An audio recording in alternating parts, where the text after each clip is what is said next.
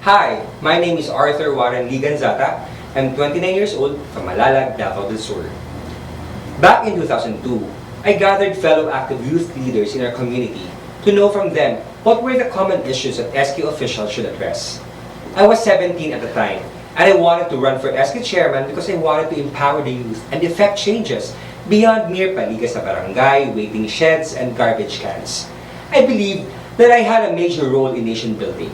All these I got from strong mentorship of my mother and from some of the great leaders in our local government. But I was disqualified due to age requirement when the SK election was moved to July.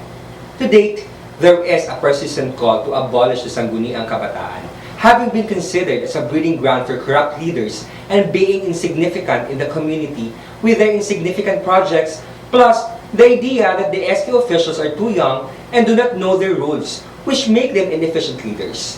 If this will happen, when will we train the next generation of leaders?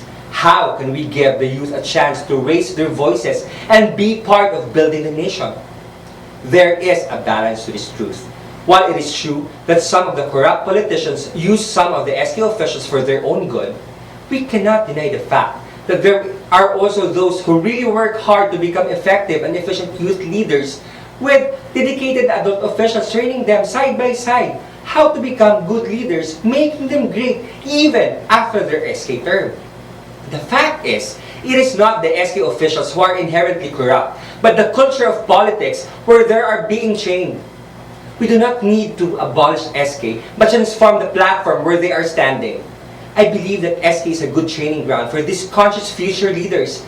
It is a venue for them to train for good governance and developing leadership skills up to the grassroots level.